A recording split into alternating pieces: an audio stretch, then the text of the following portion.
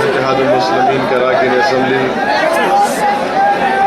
निज़ामाबाद के सदर जनाब फ़हीम साहब, मजलिस इत्तेहादुल-मुस्लिमीन के सदर जनाब समीर साहब, आरमूर,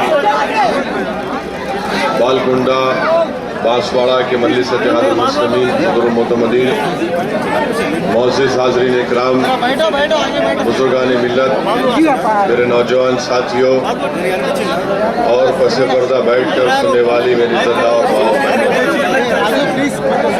अज़ीज़ान मिल्लत, मेरे नौजवान साथियों, ये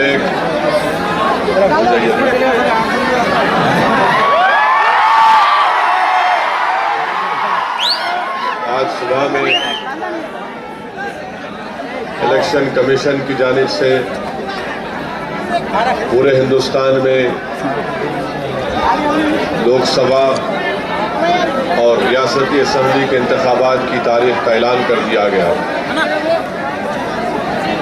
और आप जानते हैं कि अप्रैल की 30 तारीख को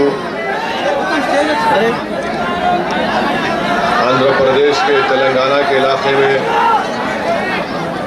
असम्बली और पार्लिमानी इंतखाबात के खैरादही का दिन है और फिर 30 मार्च को बल्दिया के इंतखाबात की रायदही का दिन है। मैं समझता हूँ कि आज के इस जलसे में मैं न सिर्फ आने वाले पार्लिमानी और असम्बली इंतखाबात के बारे में आपसे गुफ्तगू करूँ या अपने ख्यालात को आपके सामने रखूं और साथ ही साथ जो 30 मार्च के दिन निज़ामाबाद की बल्दिया के इंतखाबात के खैरादही का दिन है उसके बारे में भी चंद बातें आपसे कर अपनी बात को ख़त्म करूंगा।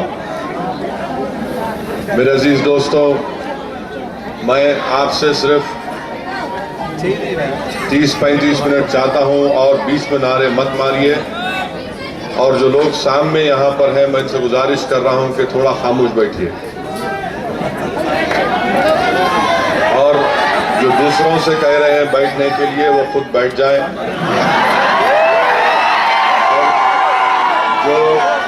जो हजरात मुझे नहीं देख सकते, मेरी आपसे गुजारिश है कि मैं सिर्फ आपसे 30-35 मिनट चाह रहा हूं, आप सुनिए मैं जो आपसे बोलना चाह रहा हूं, शायद इंशाअल्लाह ताला मेरी बात आपके दिल को असर कर जाए। अजीज दोस्तों, मेरे बुजुर्गों, हमारे आंध्र प्रदेश का बंटवारा तकरीबन हो चुका और एक नई 29वीं रियासत वजूद में आ चुकी तकरीबन और मरकजी हुकूमत ने ऐलान किया कि 2 जून को नई रियासत तेलंगाना वजूद में आएगी। मजलिस इत्तेहादुल-मुस्लिमीन का जो इस ताल्लुक से मौक़िफ़ था वो सब पर आया है, मगर जब ये बिल ऐवान लोकसभा में पेश किया गया या फिर इससे पहले मरकज़ की हुकूमत की जानिब से इस बिल को रियासती असम्बली को रवाना किया गया अपनी राय देने के लिए, ऐवान असम्बली में भी और लोकसभा में भी मजलिस इत्तेहादुल-मुस्लिमीन ने इस बिल के ताल्लुक से अपनी चंद तजावीज़ को और तरमीमात को पेश किया।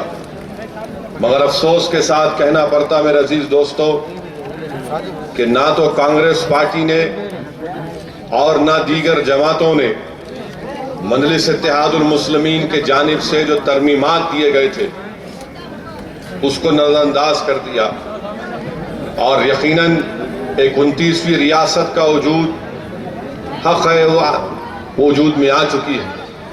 मगर सवाल ये पैदा होता है कि जो तेलंगाना रियासत वजूद में आ रही है, मैं आपको जिम्मेदारी के साथ कह रहा हूं कि इसमें बहुत से मसाइल पैदा होने वाले हैं। 10 साल तक बहुत से मसाइल और तकालीफ का सामना करना पड़ेगा। मजलिस इत्तेहादुल मुस्लिमीन ने क्या कहा था? मजलिस इत्तेहादुल मुस्लिमीन ने मरकजी हुकूमत से मुतालबा किया कि आप किस बुनियाद पर हैदराबाद का जॉइंट कैपिटल या कॉमन कैपिटल बना रहे हैं। तेलंगाना के लोगों ने, जिन लोगों ने जदोजहद की, मैं आज निजामाबाद की सरजमीन से उन तमाम तेलंगाना के हुसूल के लिए जदोजहद करने वाले कायदीन से मुखातिब भी हूं।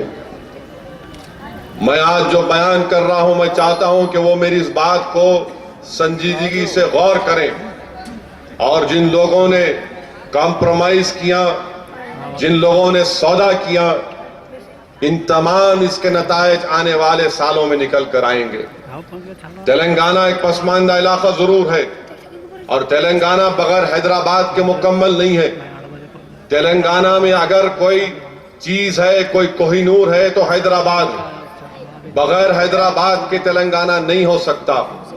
बगैर हैदराबाद के टैक्सेस के तेलंगाना नहीं चल सकता। जब मरकजी हुकूमत ने कहा कि हम हैदराबाद को यूनियन टेरिटरी बनाएंगे, कोई इसकी मुखालिफत नहीं करा सिवाय मजलिस इत्तेहादुल मुस्लिमीन के। हमने कहा कि यूनियन टेरिटरी नहीं बन सकती, इसलिए नहीं बन सकती कि चंडीगढ़ के 10 किलोमीटर के फासले पर पंजाब और हरियाणा है। हैदराबाद से सबसे करीबी आंध्रा का बॉर्डर 180 किलोमीटर पर है। जोग्राफिकल कंटिग्यूटी नहीं है। मजलिस ने एहतजाज किया और मरकजी हुकूमत को मानना पड़ा। फिर तजवीज आई कि हैदराबाद का जो टैक्स मिलता है, शहर हैदराबाद से रियासती हुकूमत को 40,000 करोड़ का टैक्स मिलता। कितना मिलता? 40,000 करोड़ का टैक्स।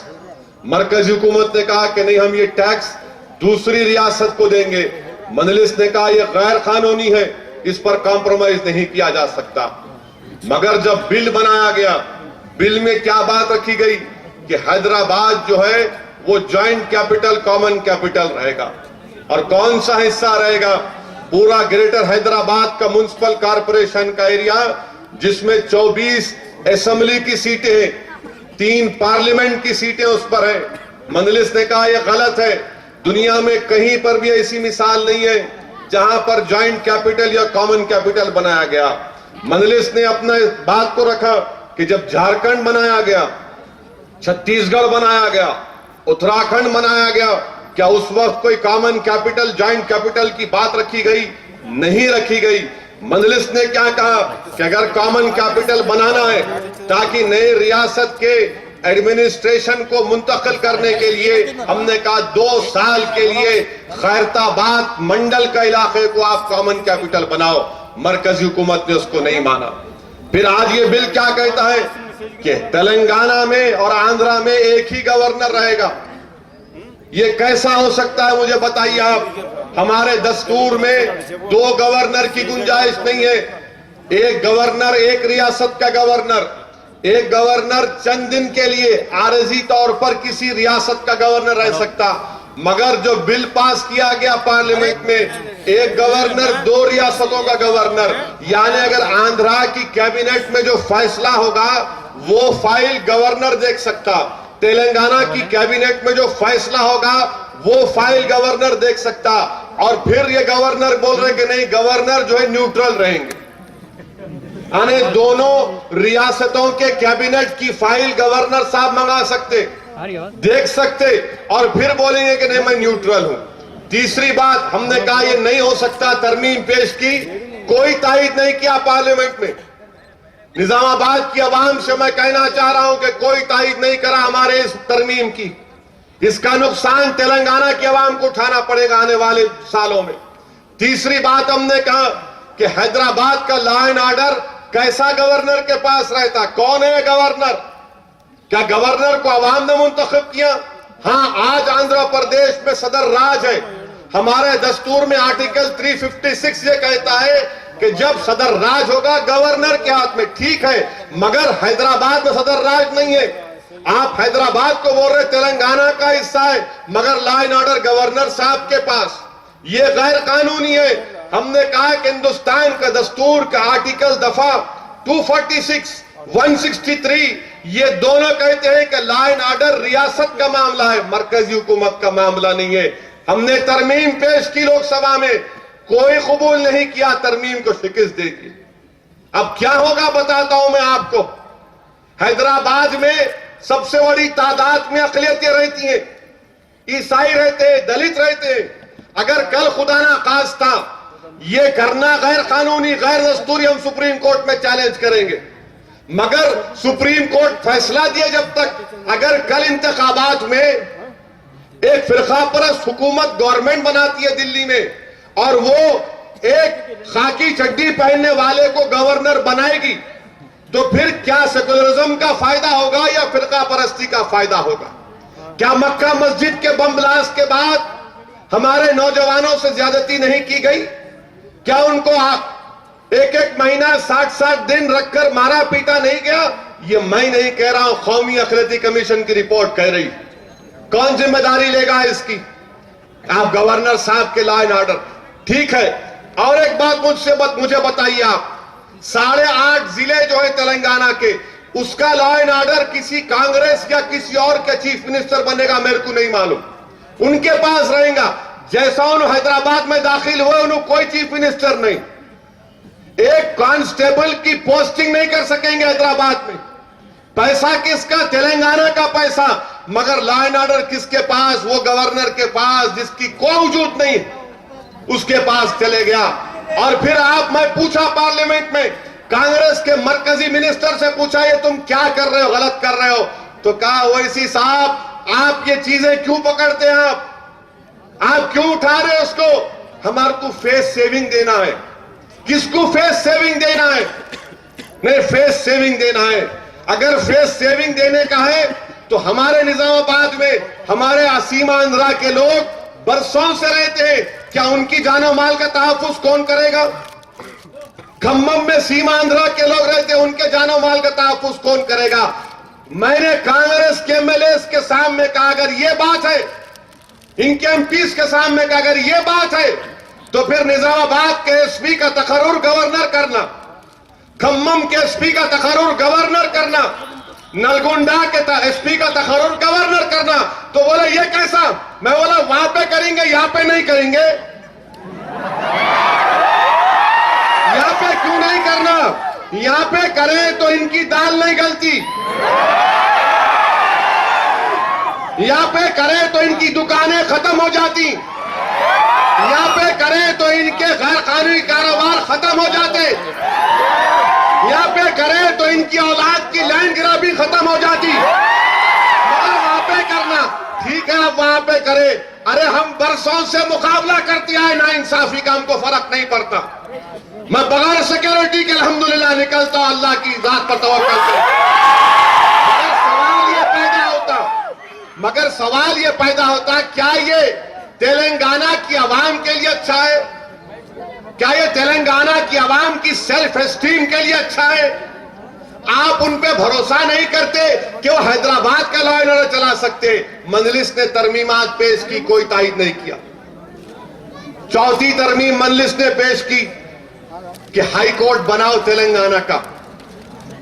हैदराबाद हाई कोर्ट पुराने शहर में, मेरे कॉन्स्टिट्यूंसी में, एक इलाके के वकीला जज के ऊपर किताब फेंक दिए।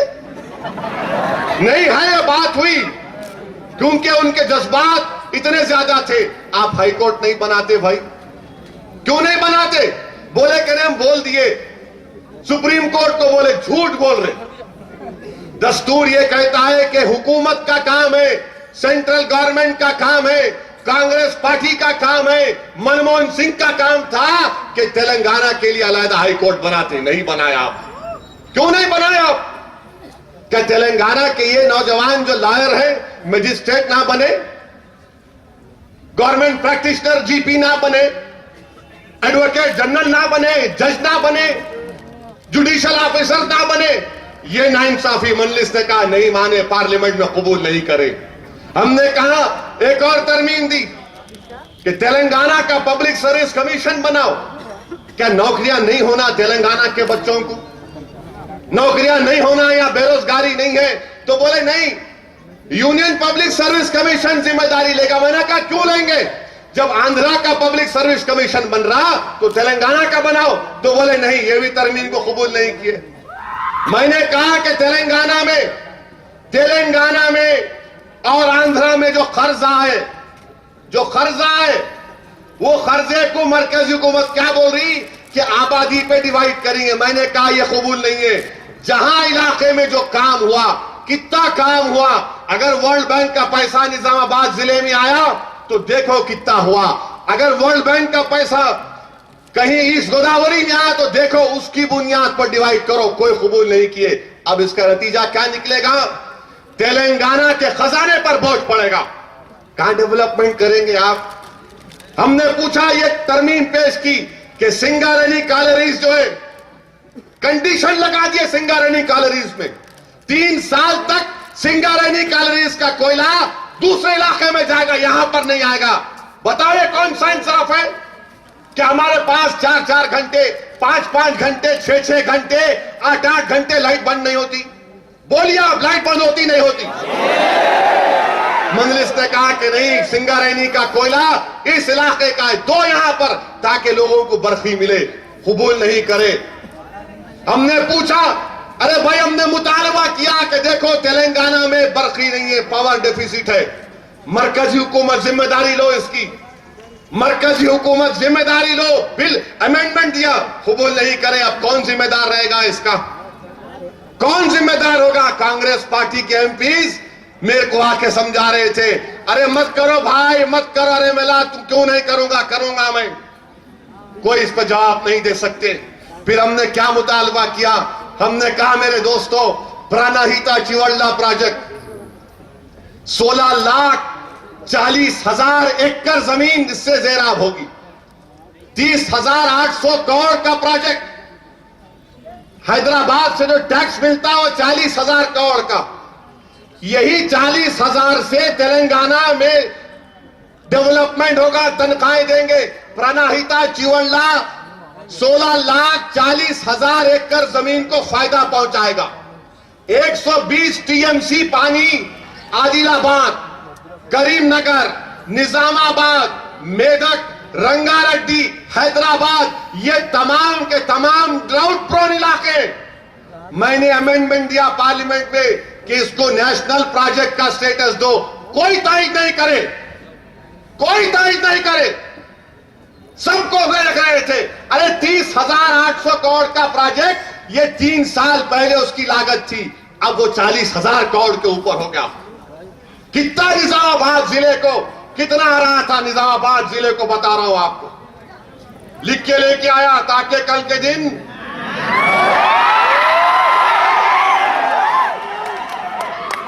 निजामाबाद जिले में मेरे दोस्तों, निजामाबाद में अगर प्राणहिता चिवल्ला प्रोजेक्ट को कौमी प्रोजेक्ट करार दिया जाता तो निजामाबाद में कितना पानी आता, कितने एकड़ सैराब होते निजामाबाद में? करीब 3,04,500 एकड़, 3,04,000 एकड़ से उस पानी से इस्तेमाल होता। कितनी खेत फसल उगती? कोई उठा नहीं। पूछो आपके निजामाबाद के एमपी साहब से, पूछो क्यों आवाज नहीं उठाए? पूछो उनसे आप। घर में बैठा है जसाउद्दीन ओवैसी ने यह बात कही थी, ये पार्लियामेंट में अमेंडमेंट दिया था कि प्राणहिता चिवल्ला को कौमी प्रोजेक्ट करार दिया जाए। क्या कोई कह सकता कि 10 साल में प्राणहिता चिवल्ला मुकम्मल होगा? नहीं होगा मेरे भाई, पैसा नहीं है। वहां पर आपने पोलावरम को कौमी प्रोजेक्ट का स्टेटस दे दिया और यहां पर हमारे लोग खाली हाथ में बुट्टा लेके खुश हो गए, हाथ में बुट्टा लेके खुश हो गए। आपको मालूम मेरे अजीज दोस्तों, अगर प्राणहिता चिवल्ला प्रोजेक्ट मुकम्मल होगा तो कितना पानी मिलेगा? इन तमाम गांवों को 10 टीएमसी पानी मिलेगा। जितने गांव आएंगे, हम भी गलत पानी पी पी के बीमार पड़ते। इंडस्ट्रीज के लिए उसमें गुंजाइश रखी गई 16 टीएमसी पानी के लिए। अब कौन पूरा करेगा इसको? कौन पूरा करेगा? कहां से लाएंगे पैसे आप? पोलावरम को दे दिया। हद तो ये हो गई। मैंने यहां तक अमेंडमेंट दिया पार्लियामेंट में, अजीब व गरीब मामला कैसा नहीं कर सकते आप। ये तेलंगाना का इलाका आप यहां के गांवों को वहां पर दे दिए, पोलावरम के तमाम गांवों को खम्मम के वहां पर दे दिए। क्या ये हुकूमत का काम नहीं है? आप दे दिए कि सैंक्शन हम डीम टू बी गिवन कर दिए और हमारे लोग खामोश बैठे रहे। आप पूछिए इन लोगों से, ये असदुद्दीन मजलिस की तरफ से किया गया। और हद तो ये हो गई मेरे अजीज दोस्तों, हद तो ये हो गई कि प्रेसिडेंट की तरफ से नोटिफिकेशन इशू हुआ और उसके दूसरे दिन ऑर्डिनेंस जारी कर दिए कि 7 के 7 मंडल चले गए पोलावरम में। अरे कुछ तो लिहाज रखो, क्या तुम्हारी इज्जत नफ्स, क्या तुम्हारी खुददारी खत्म होकर रह गई? ये मजलिस इत्तेहादुल मुस्लिमीन ने पार्लियामेंट में पेश किया। ये कांग्रेस के एमपीज तमाम लोग आकर बहस-बहसी कर रहे थे कि मत मूव करो अमेंडमेंट, मत करो आप ये, मगर इसका नतीजा क्या निकला? क्या हासिल किया आपने, मुझे बताओ। और अफसोस तो मुझे इस बात का अजीज दोस्तों, मेरे नौजवानों, मुझे अफसोस इस बात का है कि सब लोग जाकर कांग्रेस के लीडर, उनके प्रेसिडेंट, उनके वाइस प्रेसिडेंट, इन तमाम से जाकर शुक्रिया अदा किए, मुबारकबाद किए, मुबारकबाद दिए। मैं इन लोगों से एक ही बात पूछना चाह रहा हूं, हमारा मौक़िफ़ कुछ भी था होगा, मगर कम से कम तुम एक उस बच्चे की मां को लेकर जाते जिसका बच्चा खुदकशी किया तेलंगाना के वास्ते। तुम उसकी मां को ले जाते कि देखो अम्मा, ये वो बच्चे की मां है जिसने तेलंगाना के लिए जहर खाकर मर गया। तुम उसके बाप को लेकर जाते, तुम उनको भूल गए। तुमको अपने गले में फूल की हार की फिक्र, तुमको अपने पेट में लड्डू जाने की फिक्र, और तुम सबको भूल गए, तुम सबको भूल गए। और फिर क्या हुआ? जो लोकसभा में मुझसे आकर कह रहे थे मत करो मत करो, ये पूरे कांग्रेस के एमपी जाकर स्पीकर मीरा कुमारी से मिले, तो स्पीकर मीरा कुमारी ने कहा, इन कांग्रेस के एमपीओं से कहा पूछो आप, ये लोग आकर मुझे बताएं कि स्पीकर मीरा कुमारी ने कहा कि असदुद्दीन ओवैसी ने जो तरमीमात पेश किए वो सबसे बेहतरीन थे, इनको अब जाके ख्याल आना, अब जाके इनको मालूम होगा 10 साल तक ये लोग चक्की पीसते रहेंगे, मालूम होगा इन लोगों को। क्या फायदा करें आप मुझे बताओ, क्या हासिल किया आप मुझे बताओ, कहां खाएंगे, कैसा तरक्की करेंगे? लोगों की उम्मीदें मर चुकी हैं, लोगों की उम्मीदें आसमान को छू रही है और आप लोग क्या कर रहे हैं? मैंने तरमीम पेश की, सुनो निजामाबाद के नौजवानों, मैंने पार्लियामेंट में तरमीम पेश की कि तेलंगाना बन रहा है, तेलुगु जबान के ऊपर 2 रियासत वजूद में आ रही है, तो हैदराबाद में या तेलंगाना में उर्दू को पहली सरकारी जबान का मौक़िफ़ मिलना क्या गलत बात है? इसकी तारीफ नहीं करे कोई पार्लियामेंट में। मैंने कहा तेलंगाना में उर्दू को पहली सरकारी जबान का मौक़िफ़ मिलना, कोई तारीफ नहीं करे। क्या आप उर्दू के दुश्मन है? क्या उर्दू को उसका जायज मुकाम नहीं मिलना? यह जबान जिसने अंग्रेजों के खिलाफ इतना बड़ा लड़ा किया, इनकलाब जिंदाबाद का नारा उर्दू जबान का था, कोई फ्रेंच जर्मन लैंग्वेज का तो नहीं था ना, मगर हमारी तरमीम को कबूल नहीं करे। मैंने मुतालबा किया कि शुमाली तेलंगाना, जुनूबी तेलंगाना और रायलसीमा में डेवलपमेंट बोर्ड बनाओ, मगर आपको कबूल नहीं है। अब नुकसान किसका होगा? वहां के गरीब आवाम को होगा। यह मामला पार्लियामेंट में हुआ मेरे अजीज दोस्तों। रिजर्वेशन का मैंने कहा कि आप तेलंगाना में रिजर्वेशन दो, आंध्रा में दो रिजर्वेशन, जो मिल रहा है, मगर इसको कबूल नहीं करते आप। ये तमाम चीजें पैदा हुई अजीज दोस्तों।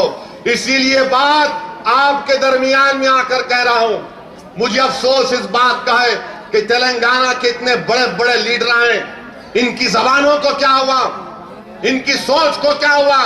अरे तुम इस बात को जान तो लेते, तुम समझ जाते, मगर इनको ऐसा नहीं था।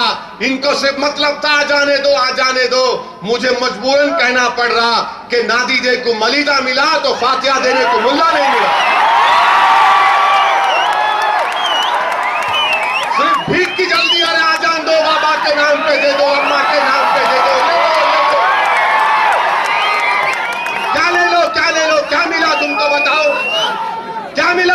बताओ तेलंगाना के अवाम को तुमको क्या मिला? तुम मिनिस्टर बन जाओगे, तुम चीफ मिनिस्टर बन जाओगे, तुम्हारी जेब में पैसे आ जाएंगे, मगर गरीब की गरीबी का खात्मा होगा? क्या इन खेतों को पानी मिलेगा? क्या लॉ एंड ऑर्डर गवर्नर के पास अगर रहेगा तो जुल्म किस पर होगा? मुझ पर होगा, मुझ पर जुल्म होगा। कैसा गवर्नर, कैसा अख्तियार हैदराबाद पर उसका? हैदराबाद ऐसा हो गया हैदराबाद कि फंस गई रजिया गुंडों में। हैदराबाद मेरा, हैदराबाद इनका। अरे हैदराबाद सबका है, हैदराबाद सबका है, पूरे हिंदुस्तानियों का है, मगर दिल मेरा। हैदराबाद पे कॉम्प्रोमाइज कर लिए, हैदराबाद पे कॉम्प्रोमाइज कर लिए। तेलंगाना का एक ही इलाका है जो तरक्की दे सकता है तेलंगाना को, हैदराबाद। वो हैदराबाद है। आपको आके वहीं रहने का है ना? आपको तो आपका घर है। मिनिस्टरों की बात कर रहा हूं,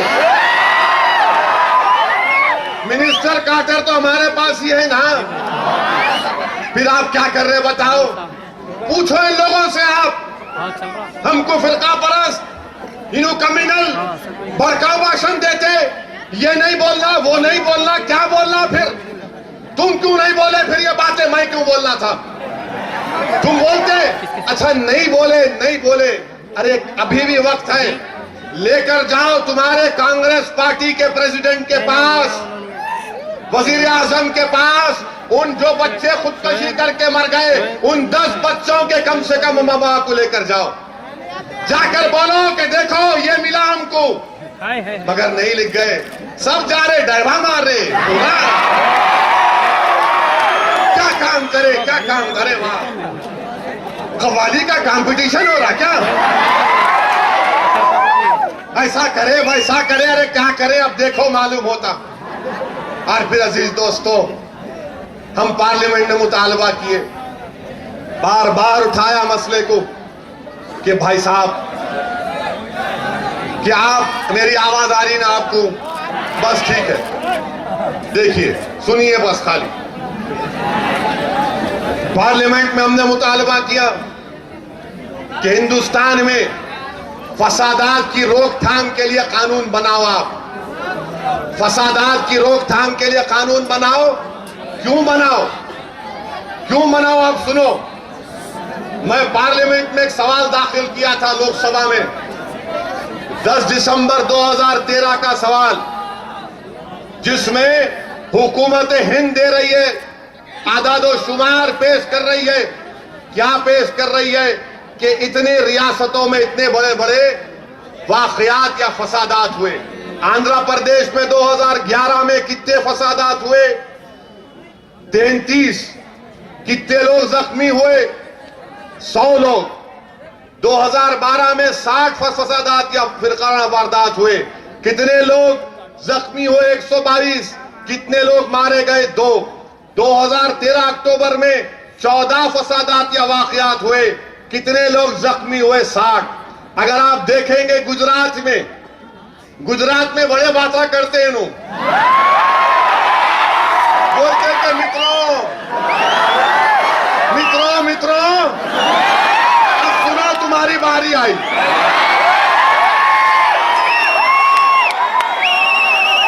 गुजरात में सर धैर्य सुनिए, अरे ऐसा सुनना है कि उनको भी सुनाई देना ना। गुजरात में 2010 में इन्हों बोलते 10 साल में कुछ भी नहीं हुआ। जब से इन्हों आके बैठे कहते कुछ भी नहीं हुआ। 2002 को भूल जाना कहते, 2002 याद ही नहीं करना। डेवलपमेंट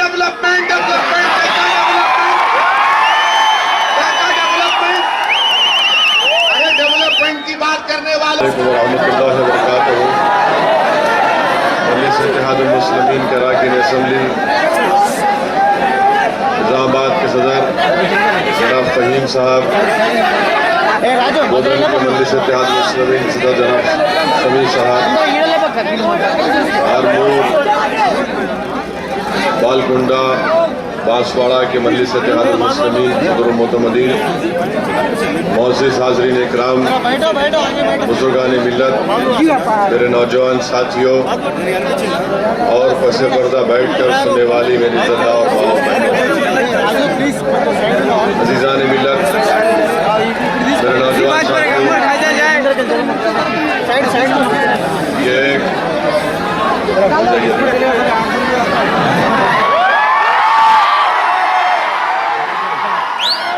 आज सुबह में इलेक्शन कमीशन की जानिब से पूरे हिंदुस्तान में लोकसभा और रियासती असम्बली के इंतखाबात की तारीख का ऐलान कर दिया गया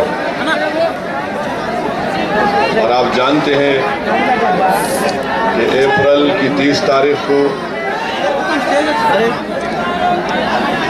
आंध्र प्रदेश के तेलंगाना के इलाके में असम्बली और पार्लिमानी इंतखाबात के खैरादही का दिन है और फिर 30 मार्च को बल्दिया के इंतखाबात की रायदही का दिन है। मैं समझता हूँ कि आज के इस जलसे में मैं न सिर्फ आने वाले पार्लिमानी और असम्बली इंतखाबात के बारे में आपसे गुफ्तगू करूँ या अपने ख्यालात को आपके सामने रखूँ और साथ ही साथ जो 30 मार्च के दिन निज़ामाबाद की बल्दिया के इंतखाबात के खैरादही का दिन है उसके बारे में भी चंद बातें आपसे कर अपनी बात को ख़त्म करूँगा। मेरे अजीज दोस्तों, मैं आपसे सिर्फ 30-35 मिनट चाहता हूं और 20 में नारे मत मारिए और जो लोग सामने यहाँ पर हैं मैं इनसे गुजारिश कर रहा हूं कि थोड़ा खामोश बैठिए और जो दूसरों से कह रहे हैं बैठने के लिए वो खुद बैठ जाएं।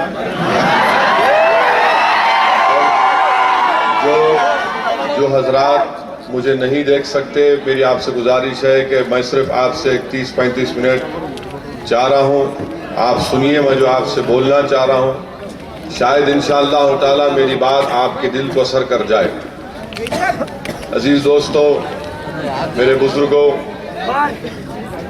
हमारे आंध्र प्रदेश का बंटवारा तकरीबन हो चुका और एक नई 29वीं रियासत वजूद में आ चुकी तकरीबन, और मरकजी हुकूमत ने ऐलान किया कि 2 जून को नई रियासत तेलंगाना वजूद में आएगी। मजलिस इत्तेहादुल मुस्लिमीन का जो इस ताल्लुक से मौक़िफ़ था वो सब पर आया है, मगर जब ये बिल ऐवान लोकसभा में पेश किया गया या फिर इससे पहले मरकज़ की हुकूमत की जानिब से इस बिल को रियासती असम्बली को रवाना किया गया अपनी राय देने के लिए, ऐवान असम्बली में भी और लोकसभा में भी मजलिस इत्तेहादुल मुस्लिमीन ने इस बिल के ताल्लुक से अपनी चंद तजावीज़ को और तरमीमात को पेश किया। मगर अफसोस के साथ कहना पड़ता मेरे अजीज दोस्तों कि ना तो कांग्रेस पार्टी ने और ना दीगर जमातों ने मजलिस इत्तेहादुल मुस्लिमीन के जानिब से जो तरमीमात दिए गए थे उसको नजरअंदाज कर दिया और यकीनन एक 29वीं रियासत का वजूद हक है, वो वजूद में आ चुकी है। मगर सवाल ये पैदा होता है कि जो तेलंगाना रियासत वजूद में आ रही है, मैं आपको जिम्मेदारी के साथ कह रहा हूं कि इसमें बहुत से मसाइल पैदा होने वाले हैं। 10 साल तक बहुत से मसाइल और तकालीफ का सामना करना पड़ेगा। मजलिस इत्तेहादुल मुस्लिमीन ने क्या कहा था? मजलिस इत्तेहादुल मुस्लिमीन ने मरकजी हुकूमत से मुतालबा किया कि आप किस बुनियाद पर हैदराबाद का जॉइंट कैपिटल या कॉमन कैपिटल बना रहे हैं। तेलंगाना के लोगों ने, जिन लोगों ने जदोजहद की मैं आज निजामाबाद की सरजमीन से उन तमाम तेलंगाना के हुसूल के लिए जदोजहद करने वाले कायदीन से मुखातिब भी हूं। मैं आज जो बयान कर रहा हूं, मैं चाहता हूं कि वो मेरी इस बात को संजीदगी से गौर करें और जिन लोगों ने कॉम्प्रोमाइज किया, जिन लोगों ने सौदा किया, इन तमाम इसके नतायज आने वाले सालों में निकल कर आएंगे। तेलंगाना एक पसमानदा इलाका जरूर है और तेलंगाना बगैर हैदराबाद के मुकम्मल नहीं है। तेलंगाना में अगर कोई चीज है, कोई कोहिनूर है तो हैदराबाद है। बगैर हैदराबाद के तेलंगाना नहीं हो सकता। बगैर हैदराबाद के टैक्सेस के तेलंगाना नहीं चल सकता। जब मरकजी हुकूमत ने कहा कि हैदराबाद को यूनियन टेरिटरी बनाएंगे, कोई इसकी मुखालिफत नहीं करा सिवाय मजलिस इत्तेहादुल मुस्लिमीन के। हमने कहा कि यूनियन टेरिटरी नहीं बन सकती, इसलिए नहीं बन सकती कि चंडीगढ़ के 10 किलोमीटर के फासले पर पंजाब और हरियाणा है। हैदराबाद से सबसे करीबी आंध्रा का बॉर्डर 180 किलोमीटर पर है। जोग्राफिकल कंटिग्यूटी नहीं है। मजलिस ने एहतजाज किया और मरकजी हुकूमत को मानना पड़ा। फिर तजवीज आई कि हैदराबाद का जो टैक्स मिलता है, शहर हैदराबाद से रियासती हुकूमत को 40,000 करोड़ का टैक्स मिलता। कितना मिलता? 40,000 करोड़ का टैक्स। मरकजी हुकूमत ने कहा कि नहीं, हम ये टैक्स दूसरी रियासत को देंगे। मजलिस ने कहा यह गैर कानूनी है, इस पर कॉम्प्रोमाइज नहीं किया जा सकता। मगर जब बिल बनाया गया, बिल में क्या बात रखी गई कि हैदराबाद जो है वो ज्वाइंट कैपिटल, कॉमन कैपिटल रहेगा। और कौन सा हिस्सा रहेगा? पूरा ग्रेटर हैदराबाद का म्युनिसिपल कॉर्पोरेशन का एरिया, जिसमें 24 असेंबली की सीटें हैं, 3 पार्लियामेंट की सीटें उस पर है। मजलिस ने कहा यह गलत है। दुनिया में कहीं पर भी ऐसी मिसाल नहीं है जहां पर ज्वाइंट कैपिटल या कॉमन कैपिटल बनाया गया। मजलिस ने अपना इस बात को रखा कि जब झारखंड बनाया गया, छत्तीसगढ़ बनाया गया, उत्तराखंड बनाया गया, क्या उस वक्त कोई कॉमन कैपिटल, ज्वाइंट कैपिटल की बात रखी गई? नहीं रखी गई। मजलिस ने क्या कहा कि अगर कॉमन कैपिटल बनाना है ताकि नए रियासत के एडमिनिस्ट्रेशन को मुंतकिल करने के लिए, हमने कहा 2 साल के लिए खैरताबाद मंडल का इलाके को आप कॉमन कैपिटल बनाओ। मरकजी हुकूमत ने उसको नहीं माना। फिर आज ये बिल क्या कहता है कि तेलंगाना में और आंध्रा में एक ही गवर्नर रहेगा। ये कैसा हो सकता है, मुझे बताइए आप। हमारे दस्तूर में 2 गवर्नर की गुंजाइश नहीं है। एक गवर्नर, एक रियासत का गवर्नर। एक गवर्नर चंद दिन के लिए आरजी तौर पर किसी रियासत का गवर्नर रह सकता। मगर जो बिल पास किया गया पार्लियामेंट में, एक गवर्नर 2 रियासतों का गवर्नर, यानी अगर आंध्रा की कैबिनेट में जो फैसला होगा वो फाइल गवर्नर देख सकता। तेलंगाना की कैबिनेट में जो फैसला होगा वो फाइल गवर्नर देख सकता।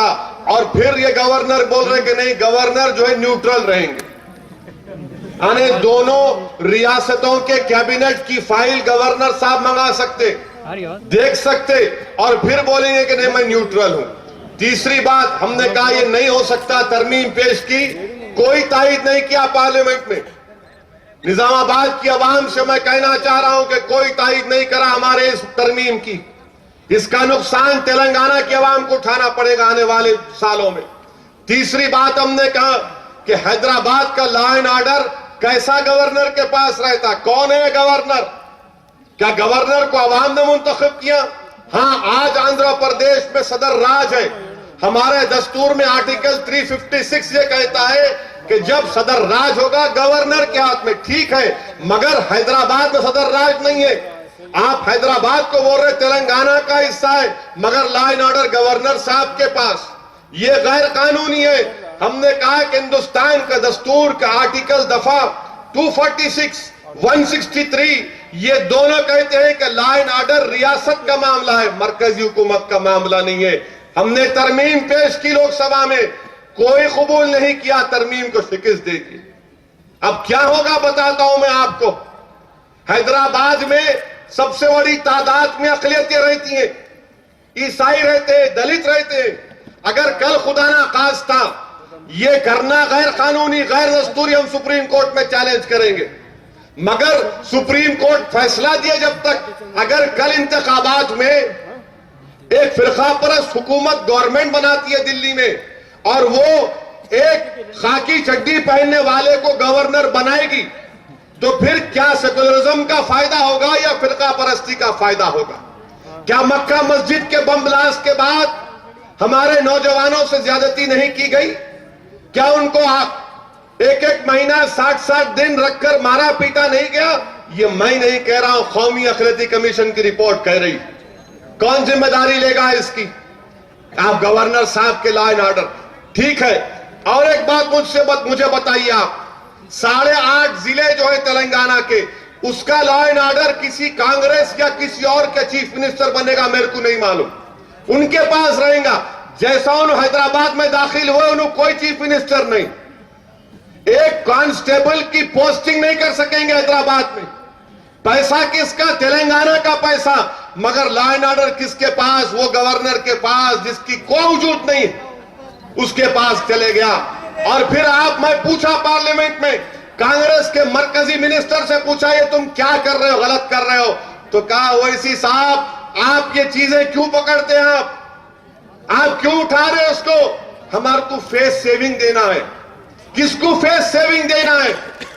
नहीं, फेस सेविंग देना है। अगर फेस सेविंग देने का है तो हमारे निजामाबाद में हमारे सीमांध्रा के लोग बरसों से रहते हैं, क्या उनकी जानो माल का तहफ्फुज कौन करेगा? खम्मम में सीमांध्रा के लोग रहते हैं, उनके जानो माल का तहफ्फुज कौन करेगा? मैंने कांग्रेस के एमएलए के सामने कहा, अगर ये बात है, इनके एमपीज के सामने कहा, अगर ये बात है तो फिर निजामाबाद के एसपी का तकर्रुर गवर्नर करना, खम्मम के एसपी का तकर्रुर गवर्नर करना, नलगोंडा के एसपी का तकर्रुर गवर्नर करना। तो बोले ये कैसा? मैं बोला वहां पे करेंगे, यहां पे नहीं करेंगे। यहां पे क्यों नहीं करना? यहां पे करें तो इनकी दाल नहीं गलती, यहां पे करें तो इनकी दुकानें खत्म हो जाती, यहां पे करें तो इनके गैर कानूनी कारोबार खत्म हो जाते, यहां पे करें तो इनकी औलाद की लैंड ग्राबी खत्म हो जाती। मगर वहां पे करना, ठीक है, आप वहां पे करें। अरे हम बरसों से मुकाबला करते आए ना इंसाफी का, हमको फर्क नहीं पड़ता। मैं बगैर सिक्योरिटी के अल्हम्दुलिल्लाह निकलता हूं, अल्लाह की जात पर तवक्कुल करता। मगर सवाल ये पैदा होता, क्या ये तेलंगाना की आवाम के लिए अच्छा है? क्या ये तेलंगाना की आवाम की सेल्फ एस्टीम के लिए अच्छा है? आप उन पे भरोसा नहीं करते कि वो हैदराबाद का लॉ एंड ऑर्डर चला सकते। मजलिस ने तरमीमात पेश की, कोई तायद नहीं किया। चौथी तरमीम मजलिस ने पेश की कि हाई कोर्ट बनाओ तेलंगाना का। हैदराबाद हाई कोर्ट पुराने शहर में, मेरे कॉन्स्टिट्यूंसी में, एक इलाके के वकीला जज के ऊपर किताब फेंक दिए। नहीं है, ये बात हुई क्योंकि उनके जज्बात इतने ज्यादा थे। आप हाई कोर्ट नहीं बनाते भाई, क्यों नहीं बनाते? बोले कि हम बोल दिए, सुप्रीम कोर्ट को बोले झूठ बोल रहे। दस्तूर ये कहता है कि हुकूमत का काम है, सेंट्रल गवर्नमेंट का काम है, कांग्रेस पार्टी का काम है, मनमोहन सिंह का काम था कि तेलंगाना के लिए अलग हाई कोर्ट बनाते। नहीं बनाया आप। क्यों नहीं बनाया आप? क्या तेलंगाना के ये नौजवान जो लॉयर है मजिस्ट्रेट ना बने, गवर्नमेंट प्रैक्टिशनर जीपी ना बने, एडवोकेट जनरल ना बने, जज ना बने, जुडिशियल ऑफिसर ना बने? ये नाइंसाफी मजलिस ने कहा नहीं माने, पार्लियामेंट में कबूल नहीं करे। हमने कहा एक और तरमीम दी कि तेलंगाना का पब्लिक सर्विस कमीशन बनाओ। क्या नौकरियां नहीं होना तेलंगाना के बच्चों को? नौकरियां नहीं होना या बेरोजगारी नहीं है? तो बोले नहीं, यूनियन पब्लिक सर्विस कमीशन जिम्मेदारी लेगा। मैंने कहा क्यों लेंगे? जब आंध्रा का पब्लिक सर्विस कमीशन बन रहा तो तेलंगाना का बनाओ। तो बोले नहीं, ये भी तरमीम को कबूल नहीं किए। मैंने कहा कि तेलंगाना में और आंध्रा में जो कर्जा है वो कर्जे को मरकजी हुकूमत क्या बोल रही कि आबादी पे डिवाइड करेंगे। मैंने कहा यह कबूल नहीं है। जहां इलाके में जो काम हुआ, कितना काम हुआ, अगर वर्ल्ड बैंक का पैसा निजामाबाद जिले में आया तो देखो कितना हुआ। अगर वर्ल्ड बैंक का पैसा कहीं ईस्ट गोदावरी में आया तो देखो उसकी बुनियाद पर डिवाइड करो, कोई कबूल नहीं किए। अब इसका नतीजा क्या निकलेगा? तेलंगाना के खजाने पर बोझ पड़ेगा। कहां डेवलपमेंट करेंगे आप? हमने पूछा, ये तरमीम पेश की कि सिंगारेनी कॉलरीज जो है, कंडीशन लगा दिए सिंगारेनी कॉलरीज में 3 साल तक सिंगारेनी कॉलरीज का कोयला दूसरे इलाके में जाएगा, यहां पर नहीं आएगा। बताओ ये कौन सा इंसाफ है कि हमारे पास 4-4 घंटे, 5-5 घंटे, 6-6 घंटे, 8-8 घंटे लाइट बंद नहीं होती? बोलिए आप, लाइट बंद होती नहीं होती? मजलिस ने कहा कि नहीं, सिंगारेनी का कोयला इस इलाके का है, दो यहां पर, ताकि लोगों को बर्फी मिले। कबूल नहीं करे। हमने पूछा, अरे भाई हमने मुतालबा किया कि देखो तेलंगाना में बर्फी नहीं है, पावर डेफिसिट है, मरकजी हुकूमत जिम्मेदारी लो इसकी, मरकजी हुकूमत जिम्मेदारी लो। बिल अमेंडमेंट दिया, कबूल नहीं करे। अब कौन जिम्मेदार रहेगा इसका? कौन जिम्मेदार होगा? कांग्रेस पार्टी के एमपीज मेरे को आके समझा रहे थे, अरे मत करो भाई, मत करो। अरे मिला, तुम क्यों नहीं करूंगा? करूंगा मैं। कोई इस पर जवाब नहीं दे सकते। फिर हमने क्या मुतालबा किया? हमने कहा मेरे दोस्तों, प्राणहिता चिवल्ला प्रोजेक्ट 16,40,000 एकड़ जमीन इससे ज़ेराब होगी। 30,800 करोड़ का प्रोजेक्ट। हैदराबाद से जो टैक्स मिलता है वो 40,000 करोड़ का। यही 40,000 से तेलंगाना में डेवलपमेंट होगा, तनख्वाहें देंगे। प्राणहिता चिवल्ला 16,40,000 एकड़ जमीन को फायदा पहुंचाएगा। 120 टीएमसी पानी आदिलाबाद, करीमनगर, निजामाबाद, मेदक, रंगारेड्डी, हैदराबाद, ये तमाम के तमाम ड्राउट प्रोन इलाके। मैंने अमेंडमेंट दिया पार्लियामेंट में कि इसको नेशनल प्रोजेक्ट का स्टेटस दो। कोई तारीफ नहीं करे, कोई तारीफ नहीं करे। सबको रख रहे थे, अरे 30,800 करोड़ का प्रोजेक्ट, ये 3 साल पहले उसकी लागत थी, अब वो 40,000 करोड़ के ऊपर हो गया। कितना निजामाबाद जिले को कितना आ रहा था? निजामाबाद जिले को बता रहा हूं आपको, लिख के लेके आया ताकि कल के दिन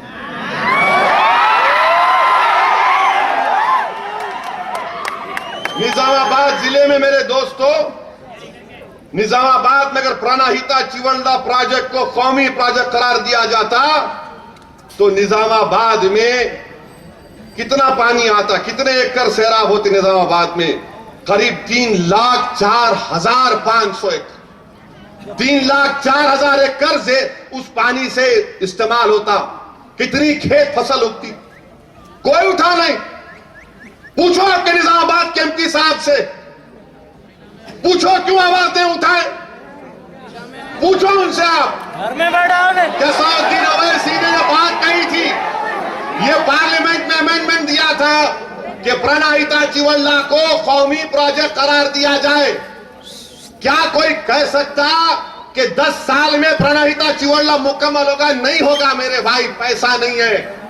वहां पर आपने पोलावरम को कौमी प्रोजेक्ट का स्टेटस दे दिया और यहां पर हमारे लोग खाली हाथ में भुट्टा लेके खुश हो गए, हाथ में भुट्टा लेके खुश हो गए। आपको मालूम मेरे अजीज दोस्तों, अगर प्राणहिता चिवल्ला प्रोजेक्ट मुकम्मल होगा तो कितना पानी मिलेगा? इन तमाम गांवों को 10 टीएमसी पानी मिलेगा। जितने गांव आएंगे, हम भी गलत पानी पी पी के बीमार पड़ते। इंडस्ट्रीज के लिए उसमें गुंजाइश रखी गई 16 टीएमसी पानी के लिए। अब कौन पूरा करेगा इसको? कौन पूरा करेगा? कहां से लाएंगे पैसे आप? पोलावरम को दे दिया। हद तो ये हो गई, मैंने यहां तक अमेंडमेंट दिया पार्लियामेंट में। अजीब और गरीब मामला कैसा नहीं कर सकते आप? ये तेलंगाना का इलाका, आप यहां के गांवों को वहां पर दे दिए। पोलावरम के तमाम गांवों को खम्मम के वहां पर दे दिए। क्या ये हुकूमत का काम नहीं है? आप दे दिए कि सैंक्शन हम डीम टू बी गिवन कर दिए और हमारे लोग खामोश बैठे रहे। आप पूछिए इन लोगों से, ये असदुद्दीन मजलिस की तरफ से किया गया। और हद तो ये हो गई मेरे अजीज दोस्तों, हद तो ये हो गई कि प्रेसिडेंट की तरफ से नोटिफिकेशन इशू हुआ और उसके दूसरे दिन ऑर्डिनेंस जारी कर दिए कि 7 के 7 मंडल चले गए पोलावरम में। अरे कुछ तो लिहाज रखो, क्या तुम्हारी इज्जत नफ्स, क्या तुम्हारी खुददारी खत्म होकर रह गई? ये मजलिस इत्तेहादुल मुस्लिमीन ने पार्लियामेंट में पेश किया। ये कांग्रेस के एमपीज तमाम लोग आकर बहस-बहसी कर रहे थे कि मत मूव करो अमेंडमेंट, मत करो आप ये, मगर इसका नतीजा क्या निकला? क्या हासिल किया आपने, मुझे बताओ। और अफसोस तो मुझे इस बात का, अजीज दोस्तों, मेरे नौजवानों, मुझे अफसोस इस बात का है कि सब लोग जाकर कांग्रेस के लीडर, उनके प्रेसिडेंट, उनके वाइस प्रेसिडेंट, इन तमाम से जाकर शुक्रिया अदा किए, मुबारकबाद किए, मुबारकबाद दिए। मैं इन लोगों से एक ही बात पूछना चाह रहा हूं, हमारा मौक़िफ़ कुछ भी था होगा, मगर कम से कम तुम एक उस बच्चे की मां को लेकर जाते जिसका बच्चा खुदकशी किया तेलंगाना के वास्ते। तुम उसकी मां को ले जाते कि देखो अम्मा, ये वो बच्चे की मां है जिसने तेलंगाना के लिए जहर खाकर मर गया। तुम उसके बाप को लेकर जाते, तुम उनको भूल गए। तुमको अपने गले में फूल की हार की फिक्र, तुमको अपने पेट में लड्डू जाने की फिक्र, और तुम सबको भूल गए, तुम सबको भूल गए। और फिर क्या हुआ? जो लोकसभा में मुझसे आकर कह रहे थे मत करो मत करो, ये पूरे कांग्रेस के एमपी जाकर स्पीकर मीरा कुमारी से मिले, तो स्पीकर मीरा कुमारी ने कहा, इन कांग्रेस के एमपीओं से कहा पूछो आप, ये लोग आकर मुझे बताएं कि स्पीकर मीरा कुमारी ने कहा कि असदुद्दीन ओवैसी ने जो तरमीमात पेश किए वो सबसे बेहतरीन थे, इनको अब जाके ख्याल आना, अब जाके इनको मालूम होगा 10 साल तक ये लोग चक्की पीसते रहेंगे, मालूम होगा इन लोगों को। क्या फायदा करें आप मुझे बताओ, क्या हासिल किया आप मुझे बताओ, कहां खाएंगे, कैसा तरक्की करेंगे? लोगों की उम्मीदें मर चुकी हैं, लोगों की उम्मीदें आसमान को छू रही है, और आप लोग क्या कर रहे हैं? मैंने तरमीम पेश की, सुनो निजामाबाद के नौजवानों, मैंने पार्लियामेंट में तरमीम पेश की कि तेलंगाना बन रहा है, तेलुगु जबान के ऊपर 2 रियासत वजूद में आ रही है, तो हैदराबाद में या तेलंगाना में उर्दू को पहली सरकारी जबान का मौक़िफ़ मिलना क्या गलत बात है? इसकी तारीफ नहीं करे कोई पार्लियामेंट में। मैंने कहा तेलंगाना में उर्दू को पहली सरकारी जबान का मौक़िफ़ मिलना, कोई तारीफ नहीं करे। क्या आप उर्दू के दुश्मन है? क्या उर्दू को उसका जायज मुकाम नहीं मिलना? यह जबान जिसने अंग्रेजों के खिलाफ इतना बड़ा अदा किया, इनकलाब जिंदाबाद का नारा उर्दू जबान का था, कोई फ्रेंच जर्मन लैंग्वेज का तो नहीं था ना, मगर हमारी तरमीम को कबूल नहीं करे। मैंने मुतालबा किया कि शुमाली तेलंगाना, जुनूबी तेलंगाना और रायलसीमा में डेवलपमेंट बोर्ड बनाओ, मगर आपको कबूल नहीं है। अब नुकसान किसका होगा? वहां के गरीब आवाम को होगा। यह मामला पार्लियामेंट में हुआ मेरे अजीज दोस्तों। रिजर्वेशन का मैंने कहा कि आप तेलंगाना में रिजर्वेशन दो, आंध्रा में दो रिजर्वेशन, जो मिल रहा है, मगर इसको कबूल नहीं करते आप। ये तमाम चीजें पैदा हुई अजीज दोस्तों। इसीलिए बात आपके दरमियान में आकर कह रहा हूं, मुझे अफसोस इस बात का है कि तेलंगाना के इतने बड़े बड़े लीडर हैं, इनकी जबानों को क्या हुआ, इनकी सोच को क्या हुआ? अरे तुम इस बात को जान तो लेते, तुम समझ जाते, मगर इनको ऐसा नहीं था। इनको सिर्फ मतलब था आ जाने दो, आ जाने दो। मुझे मजबूरन कहना पड़ रहा कि नादीदे को मलीदा मिला तो फातिहा देने को मुल्ला नहीं मिला। सिर्फ भीख की जल्दी, अरे आ जान दो, बाबा के नाम पे दे दो, अम्मा के नाम पे दे दो, क्या ले लो, क्या ले लो, क्या मिला तुमको बताओ, क्या मिला तुमको बताओ, बताओ तेलंगाना के अवाम को तुमको क्या मिला? तुम मिनिस्टर बन जाओगे, तुम चीफ मिनिस्टर बन जाओगे, तुम्हारी जेब में पैसे आ जाएंगे, मगर गरीब की गरीबी का खात्मा होगा? क्या इन खेतों को पानी मिलेगा? क्या लॉ एंड ऑर्डर गवर्नर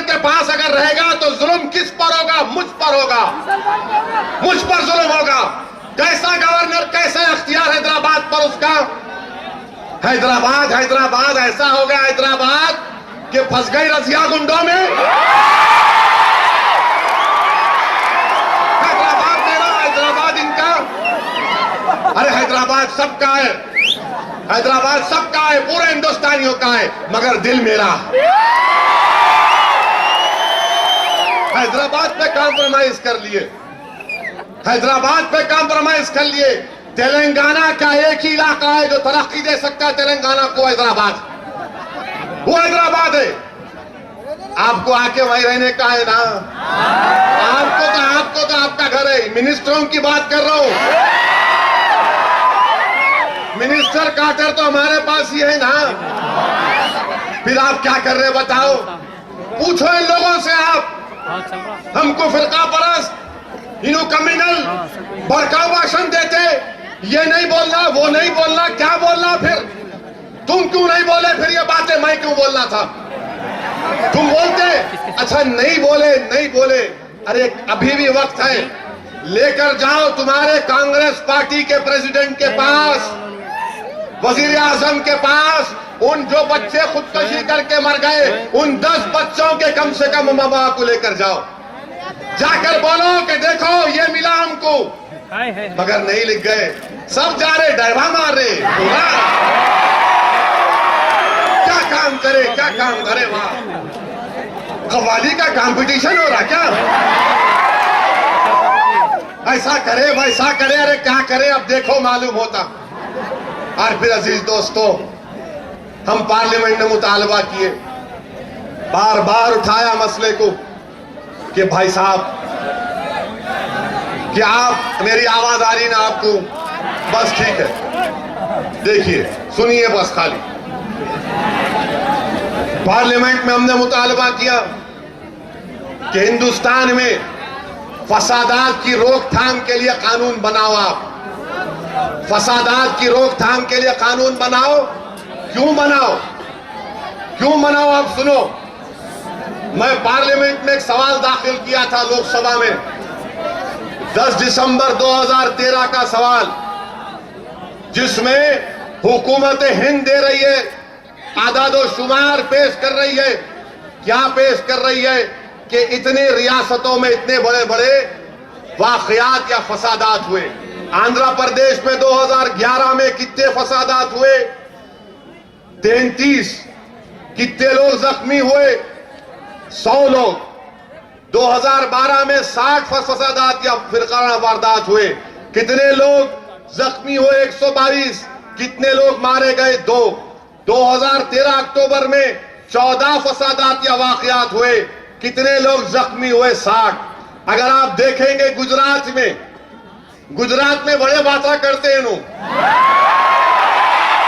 बोलते कि मित्रों अब सुनो तुम्हारी बारी आई।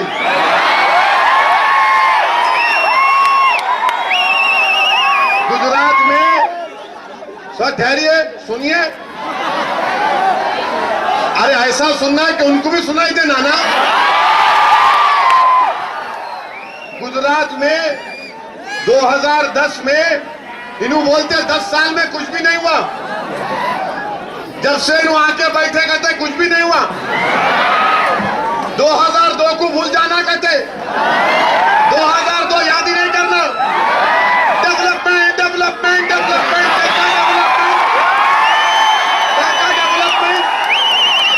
अरे डेवलपमेंट की बात करने वाले एहसान जाफरी से इंसाफ करो, सोहराबुद्दीन से इंसाफ करो, वो जेलों में जो बच्चे बैठे छोड़ो।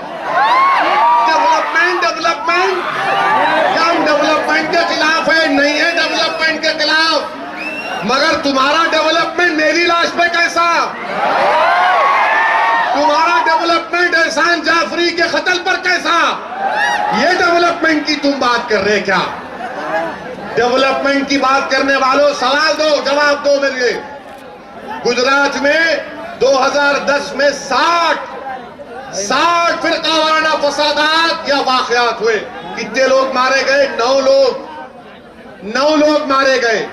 और कितने लोग जख्मी हुए? 243। मित्रों, फिर 2011 में सुनो, 2011 में 47 वाकयात या फसाद हुए। कितने लोग मारे गए? 3। कितने लोग जख्मी हुए? 144। 2012 में कितने फरकाना फसादात के वाकयात हुए या फसाद हुआ? 57। 5 लोग मारे गए। और कितने जख्मी हुए? 2011 लोग। 2011 लोग 2012 में। 2013 अक्टूबर तक। अरे क्या हो रहा जी वहां पे? ऐसा देखूं क्या? अभी सुनो बात को। 2013 में, अब आइंदा से बोलेंगे ऐसा डाइस बना, गोल फिरना मेरे को लेके। मेरी गर्दन हाथ को आ जाती। ठहरो अभी। 2013 में, सुनो भाई, सुनो, अहम है ये। आप पूछना जाके उन लोगों से, आएंगे उन्होंने भी, या बीजेपी के एमएलए, उनसे पूछना। तुम बोल रहे 10 साल में कुछ भी नहीं हुआ, असदुद्दीन ओवैसी ये सवाल करे थे लोकसभा में। Question number 769। क्या क्वेश्चन नंबर है? 769, 10 दिसंबर को। और उसमें लिखा हुआ है, अंग्रेजी में सुन लो, 10 दिसंबर 2013। और हमारे दूसरे भाइयों को समझने के लिए, आगरा हरियाणा 1935 ये क्वेश्चन में है। अब आप मुझे बताओ, गुजरात में अमन है, गुजरात में गड़बड़ है? गड़बड़ जरूर है, बहुत गड़बड़ है, बहुत ज्यादा गड़बड़ है। अब आज के बोलने के बाद बड़ा तलमलाएंगे इन्हों। ये जो नहीं बोलना था हम बोल दिए, मगर हमारे को बोलना था ना, और हम बोल दिए। अच्छा, फिर आप ये देख लिए, अब इनका हाल देखो, कांग्रेस का हाल देखो। अरे भाई थोड़ा ठहर जाओ। अरे उसका नाम लेते ही शुरू हो गए तुम लोग। मैं मिलाने की बात कर रहा हूं, तुम लोग आए थोड़ा समझाओ, उनको पानी पिलाओ। अगर ऐसा होगा तो मैं बैठ जाऊंगा जाके। विश्वास से बोल रहा हूँ, ये होशमंदों की सरजमीन में इन्हें बेहोश कैसे आया? उसको भी होश आता, अभी छोड़ दो बेचारे को। दुआ करेंगे अल्लाह हमारे को हिदायत दे, उसको भी दे। महाराष्ट्र में कांग्रेस वालों सुनो जरा, हमारी हुकूमत है ना, हम महाराष्ट्र नहीं जा सकते। भड़काऊ भाषण देते हम और नहीं जा सकते महाराष्ट्र को। 117 फरकाना फसादात हुए 2010 में और 16 लोग मारे गए, 290 लोग जख्मी हुए। 2011 में 88 वाकयात हुए फिरकाना फसादात के, 15 लोग मारे गए, 340 लोग जख्मी हुए। 2012 में 15 लोग मारे गए, 280 लोग जख्मी हुए। 2013 अक्टूबर तक 65 वाकयात हुए, 11 लोग मारे गए, 285 लोग जख्मी हुए। हमने क्या बोला भाई? कानून बनाओ ना, कानून बनाओ, फसादात को रोकथाम का कानून बनाओ, तो नहीं बनाते। कांग्रेस वाले बोलते जन लोकपाल, जन लोकपाल, जन लोकपाल। क्या जन लोकपाल? लोकपाल, लोकपाल, अरे क्या करता लोकपाल? अब वो लोकपाल के ऊपर भी बड़े बड़े जजेस बोल रहे हम नहीं बनते, इसके पीछे नहीं आते। मगर लोकपाल बनाना है, लोकपाल बनाना है। ये जाने जा रही लोगों की फसादात हो रहे आपके महाराष्ट्र में, आपके गुजरात में। बताओ बीजेपी वालों, ये झूठ है या सच है? बताओ कांग्रेस वालों, तुम्हारी हुकूमत महाराष्ट्र में ये झूठ है या सच है? और फिर मुलायम सिंह, उन्होंने भी ख्वाब देख रहे प्राइम मिनिस्टर बनने का। इनका भी कारनामा आपके सामने रखता हूं। अभी उत्तर प्रदेश कहां है? यहां पर उत्तर प्रदेश का भी किस्सा यहां पर है पूरा। उत्तर प्रदेश में मेरे भाई 2010 में 22 लोग मारे गए फसादात में, 2011 में 12 और 345 लोग जख्मी, 2012 में 40 लोग 39 मारे गए, 500 जख्मी, 2013 अक्टूबर तक 250 वाकयात या फसादात हुए और 95 लोग मारे गए और 313 लोग जख्मी हुए। अरे ये क्या तुमको हमारे आंखों पे पर्दा डाल रहे? ये बड़े मसीहा बन जाते ना। कांग्रेस उत्तर प्रदेश में मुलायम सिंह नहीं, मैं ही हूं प्रोटेक्टर। बताओ मुलायम सिंह ये क्या है? बताओ कांग्रेस के कायदीन, ये पार्लियामेंट में तुम्हारा जवाब। क्या कानून की जरूरत नहीं है फसादात की रोकथाम के लिए? बताओ निजामाबाद की आवाम, क्या आपको जरूरत नहीं है कानून की? मगर लोकपाल लोकपाल लोकपाल, ये लोकपाल के पीछे पड़े जिसकी कानून की जरूरत थी।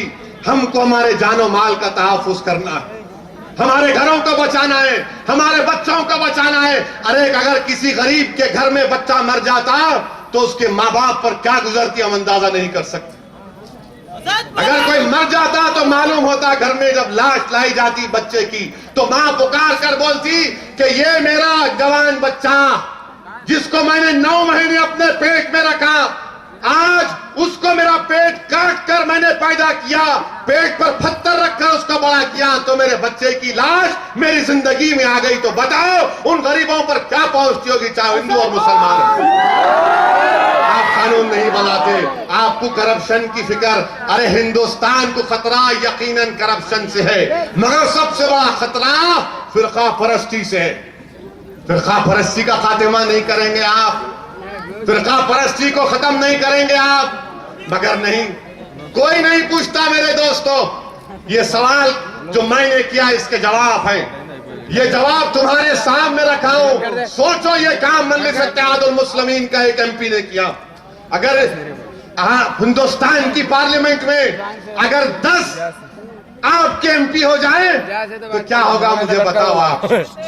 तारीख बदल डालेंगे हम इंशाअल्लाह ताला। हम का कानून बनाएंगे, इसे रिजर्वेशन का कानून बनाएंगे, करप्शन का खात्मा भी करेंगे।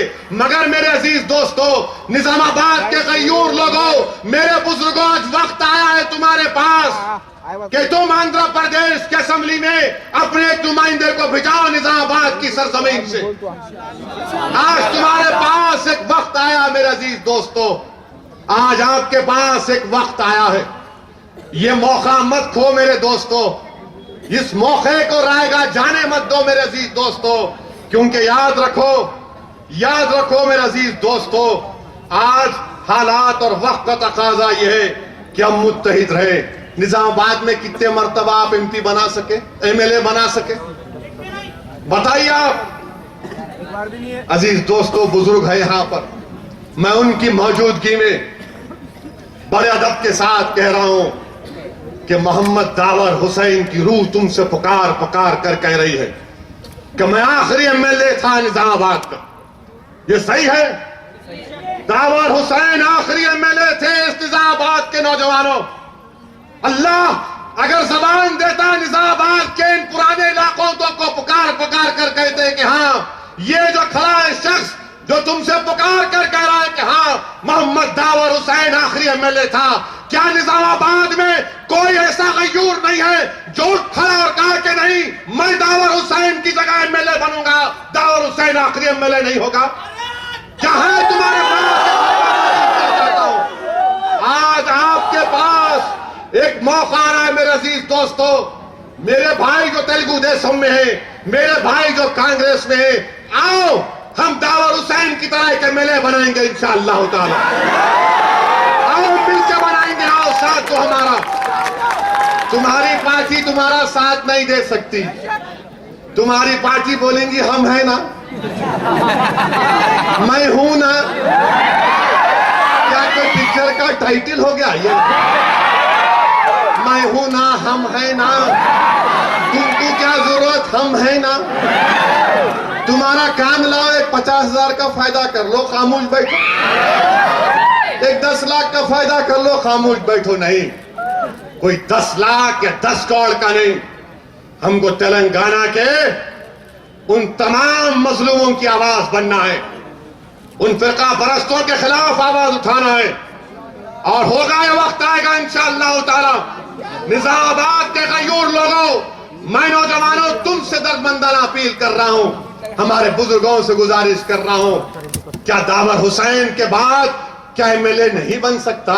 बन सकता, अगर बशर्ते कि हम मुत्तहिद हो जाएं, हम मुत्तहिद हो जाएं और बोले कि नहीं कोई बात नहीं, सब होगा, अपनी जगह पे होंगे, मगर अब एक नई तारीख लिखेंगे, एक नई तारीख लिखेंगे। अगर आप ये फैसला करेंगे तो यकीनन होगा। और जो लोग हमको बोलते कम्युनल फिरका परस्त, मेरे भाई जरा ये तो बताओ, शब्बीर अली कहीं को हारे? मैं हराया, 2-2 मरतबा हार गए। सैयद साहब हार गए, यूसुफ अली साहब एमपी का इलेक्शन लड़े मेदक से, मैं हराया, आप हराए ना भाई। इनको आप यहां कामयाब आप करें, भूल गए बाई इलेक्शन में टोपियां पहन के आए थे सब, हमारे यही रोड पर आए थे। मैं बोल रहा हूं आपको, इमाम सामीन हाथ को बना, मैं बोल रहा हूं दो उसको, कुछ नहीं होगा। हुआ क्या? हमारा नुकसान हुआ, हमारा नुकसान हुआ। याद रखो नौजवानों, जब तक पार्लियामेंट असेंबली में तुम्हारी आवाज नहीं होगी, हमारे मसाइल नहीं होने वाले। तुम्हारी आवाज होगी तो तुम्हारा नुमाइंदा उठाएगा। तुम्हारा नुमाइंदा कौन? जो तुम्हारी वोटों से मुंतखब होकर आएगा, जिसमें इतनी ताकत होगी कि वो उसके पास उसका हाई कमांड आवाम होगा। इसकी पार्टी का हाई कमांड नहीं हो सकता। वो बोलेगा तो गरीब लोगों की आवाज में बोलेगा, वो बोलेगा तो किला रोड पर पंक्चर की दुकान बनाने वाला या फिर होटल में काम करने वाले की जबान बोलेगा, वो बोलेगा तो निजामाबाद के फ्रूट का कारोबार करने वालों की जबान बोलेगा। कितने दिन हो गए उन फ्रूट के कारोबार करने वालों को निकाल दिए। ये हमसे मोहब्बत है गरीबों से, अच्छा करे बनाए कॉलेज, मगर क्या गरीबों को रोजगार से हटाना अच्छी बात है? अब तक उन लोगों की इबादतकारी नहीं हुई। हमारे फ्रूट के कारोबार करने वाले, अल्लाह अच्छा रखे उनको, धूप में, बारिश में, सर्दी में बेचारा खड़ा हुआ, ये हमको रोड पे निकालते आप। ये सेकुलरिज्म है तुम्हारा। वोट आ गया तो हमसे भीख मांगने आते, नहीं होना तुम्हारी भीख, ना हम तुमको भीख देंगे। अब मजलिस इत्तेहादुल मुस्लिमीन को वोट देंगे। और फिर अजीज दोस्तों, ये तेलुगु देशम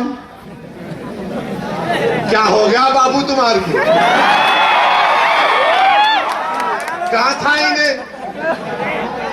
9 साल चीफ मिनिस्टर बिल गेट से मिले, बिल क्लिंटन से मिले, अब मोदी से मिल लिए। क्या वाह वाह वाह, उसके बाजू बैठ के ऐसा आता उठा रहे, मोजी मोजी कहते। नायडू साहब मत करो आप, अब तेलंगाना बन गया, सोचो अपने बारे में, सोचो अपने बारे में। आपकी पार्टी से भाग रहे पूरे लोग आपको छोड़ के, रोज एक विकेट इधर गिर रही टीआरएस में, ऐसा दिख रहा वो गुलाबी फौज इनको खा जाने को तैयार बैठे, पूरे भाग रहे उधर भाग रहे। साइकिल कुमार ने अब कब तक हम के पैंडला मारते, गाड़ी में बैठेंगे कहते, अच्छा है बैठो गाड़ी में, तुम गाड़ी में बैठो, हम आसमान में पतंग पिलाएंगे।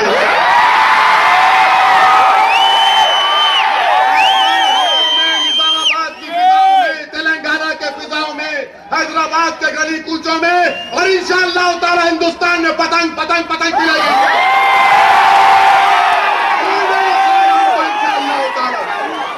नौजवानों तुमको आगे बढ़ना है, नौजवानों तुम मुस्तकबिल हो, तुम ताकत बनो, लेके चलो, इंसाफ के लिए लड़ो, इंसाफ के लिए लड़ो, अपने हक के लिए लड़ो। वरना अगर तुम खामोश बैठे रहोगे, जलसा खत्म हो गया तो घर को जाके नहीं बोलना क्या बोला था बाबा जी ने, इनके बोलते रहेंगे बाप, इनके बाप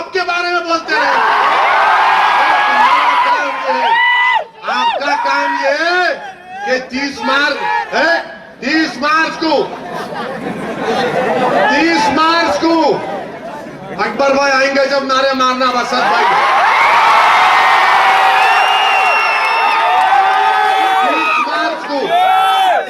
30 मार्च को बल्दिया का पोलिंग का दिन है। किसको वोट देंगे आप? क्या निशान पे बटन दबाएंगे? गली गली, घर घर, कूचा कूचा, होटल में, पान के डब्बे पे, फ्रूट की मंडी पे, हर जगह गाली बोलना, क्या बोलना?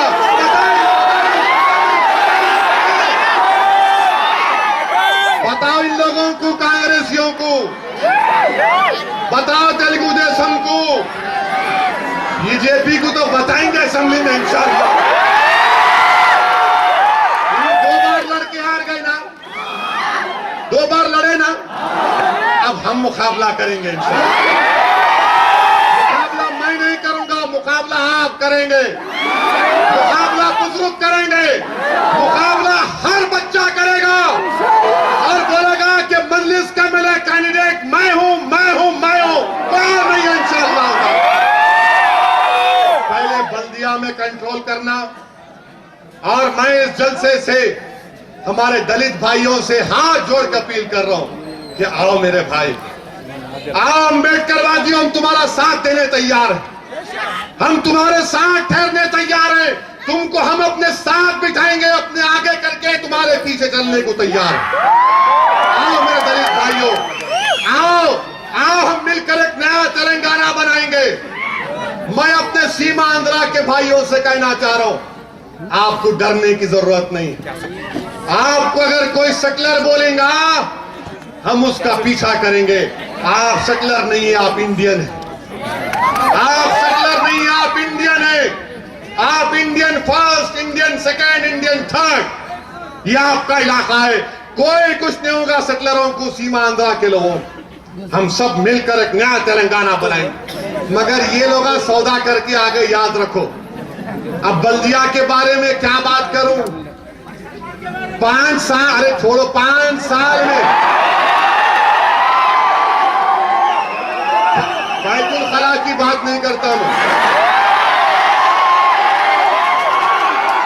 5 साल में, सुनिए, 5 साल में इज्जत माफ साबिका मेयर साहब 5 मीटिंग बुलाए थे। क्या जमहूरियत है? 5 साल में 5 मीटिंग। अब क्या काम करे भैया, नाम रोशन कर दिया। मैं आपसे कह रहा हूं इंशाअल्लाह ताला मजलिस के कॉर्पोरेटर कामयाब होंगे, एमएलए मुंतखब होगा, तो यहां पर अंडरग्राउंड ड्रेनेज का काम रुका हुआ है, वो काम पहले होगा इंशाअल्लाह ताला। जो डेवलपमेंट का काम नहीं हुए, काम होंगे, फ्री में होंगे। कॉन्ट्रैक्टर नहीं खाएगा, गुत्तेदार नहीं खाएगा, आवाम का फायदा करेगा। जिसको भी कुछ नहीं देना पड़ेगा, काम कराना है, गरीबों का हक बनता। और पूरे निजामाबाद की बल्दिया में हम वाईफाई कनेक्शन आधे घंटे के लिए फ्री इंतजाम करेंगे। कल बीजेपी वाले बोलेंगे, इसलिए बोल रहे कि इनकी तकरीर सुनना यूट्यूब पे अकबर की।